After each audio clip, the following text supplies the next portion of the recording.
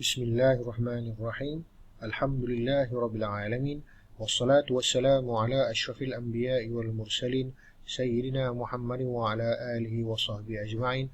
Rabbi shrah lana sudurana wa yassir lana umurana wahlul 'uqdatam min lisanina yafqahu qawlana. Rabbana zidna 'ilman warzuqna fahma. Assalamualaikum warahmatullahi wabarakatuh.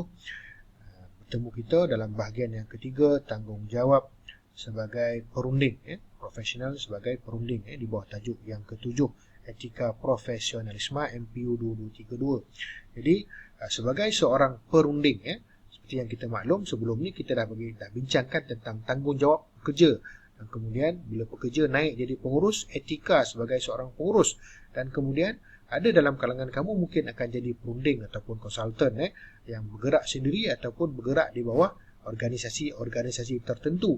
Jadi apa ciri-ciri perunding ni? Dia merupakan pengamal persendirian. Kebanyakannya persendirian. Tapi ada tak konsultan yang perunding yang duduk di bawah company? Ada juga, tapi bilangan dia sikit. Sebab perunding ni dia khidmat nasihat ni diperlukan oleh banyak organisasi, dan mereka ni mendapat upah daripada hasil kerja atau perkhidmatan yang diberikan, dan lebih kepada khidmat nasihat ataupun kita katakan dia punya pandangan dia kepada sesuatu perkara, dan mereka ini menerima gaji ataupun dibayar dengan upah-upah yang tertentu, dan kemudian mereka ini tidak terikat. Mereka lebih bebas dalam membuat keputusan yang memberikan kepuasan kepada pelanggan. Itu dia punya matlamat, kepuasan pelanggan.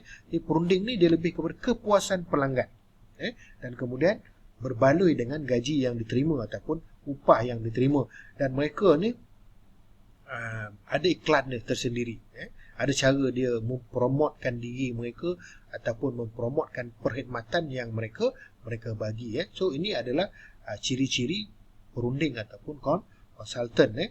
Jadi bila perunding ni dia ada beberapa isu, ada beberapa isu yang timbul sebagai seorang perunding yang sepenuh masa contohnya, ataupun perunding yang duduk di bawah beberapa organisasi ataupun agensi yang tertentu. Jadi kita tengok apakah isu-isu yang timbul di dalam dunia perunding ini. Jadi sebagai seorang perunding yang profesional, terdapat beberapa isu yang sering kali timbul dalam bidang ini. Jadi kita tengok bayaran. Yang pertama sekali ialah isu dia ialah bayaran bidder kompetitif. Maknanya di sini terdapat persaingan dalam contoh saya bagikan contoh mudah. Sebuah company memerlukan hikmat nasihat tentang membina landscape. Jadi kamu mungkin ada company ataupun kamu sendiri yang bergerak sebagai perunding landscape, maka kamu bergerak secara sendiri dan kamu menawarkan perkhidmatan dan juga dengan bayaran yang tertentu. Contohnya kamu offer dia 15,000. Tetapi bayaran bidder kompetitif ni maksudnya ada lagi konsultan yang mungkin dia bagi 10,000, lebih murah. Lebih murah dan lebih bagus pula. Ataupun mungkin ada lebih mahal daripada kamu. Jadi menawarkan perkhidmatan yang murah dan tidak selamat sehingga menimbulkan konflik kepada pelanggan. Ini isu dia. Ada tu yang turunkan harga semua murah tapi perkhidmatan yang diterima tidak dapat memuaskan hati. Kamu dah tawarkan, contoh kamu tawarkan 15,000, tapi ada satu company dia tawarkan, ada satu perunding dia tawarkan 5,000. Maka kamu terlepaslah job tersebut. Betul? Tetapi yang 5,000 ni tadi dia buat kerja cincai. Maka apa yang berlaku? Pelanggan tu tadi dia kecewa. Tapi kecewa pun duit dah habis. Nak offer pada kamu dah tak cukup duit. Nampak? Itu isu yang timbul di dalam bidang profesional konsultan ataupun perunding ni tadi. Ada beberapa kita kata persaingan di dalam membida bayaran. Ada persaingan. Kemudian keselamatan dan keperluan klien.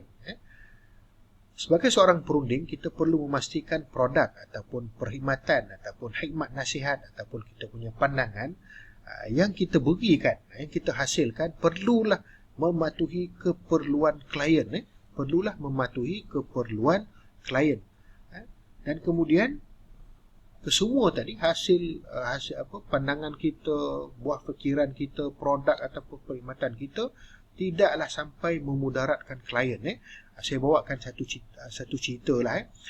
Ketika saya di Mesir tu, ada dua company besar dalam bidang air gas ni, iaitu Coca-Cola dan juga Pepsi. Kamu pun tahu semua kan. Jadi Coca-Cola dan Pepsi ni dia saling berlumba. Coca-Cola ambil artis ni sebagai dia punya model, dia punya duta. Pepsi pula ambil dia punya ni sebagai duta. Dia berlumba-lumba. Dan kemudian timbullah satu iklan. Iklan ni memang agak terkenal dulu. Iklan ni di mana seorang budak, dia seorang budak. Jadi dia seorang budak, dia nak beli air. Dia nak beli air gas lah. So air gas ni iklan Coca-Cola.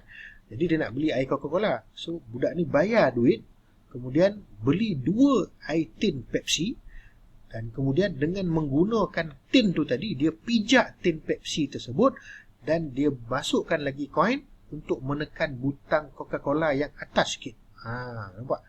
Jadi mungkinlah perunding yang kita katakan yang membuat iklan ni tadi, mungkin dia nak menimbulkan nak menarik minat orang tengok kan. Tapi jadi iklan tu jadi kecoh, menyebabkan pergaduhan antara beberapa konsultan yang terlibat dalam pengiklanan. Jadi kamu nampak digunakan kalau dia nak buat iklan pun gunalah botol air yang tidak ada jenama ataupun gunakan bangku ke apa tak. Dia nak menunjukkan betapa hinanya Pepsi tu. Macam tu Coca-Cola buat. So itu kita kata tidak memudaratkan klien. Dan kemudian profesional perunding ni bertindak sebagai penyelesai ataupun orang tengah, bukan menambahkan lagi minyak di dalam api yang sedang marak. Dia sebagai penyelesaian perbalahan. Kat sini perunding ataupun seorang konsultan perlu bijak, tidak terjebak ataupun tidak menjadi bias ataupun berat sebelah kepada sesuatu. Dia mesti jadi orang tengah. Macam mana pun dia tidak boleh berpihak kepada mana-mana pihak. Jadi itulah dia kita katakan perunding ataupun konsultan. Bayaran dia mahal juga. Sebab apa? Dia buah fikiran. Buah fikiran yang orang tak mampu nak fikir, kau fikirlah. Macam tu maksud perunding ni. Aku tak mampu lah nak bincang dengan dia, kau bincang lah. Macam tu, itu maksud perunding. Jadi kalau kamu berjaya untuk masuki bidang perunding ni, maka insyaAllah rezeki kamu terbuka luas. Tapi kamu perlu ada etika, dan kemudian kamu perlu tahu isu-isu yang seringkali timbul di dalam bidang perundingan. Jadi kita akan sambung dalam bab yang seterusnya insyaAllah. Assalamualaikum warahmatullahi wabarakatuh.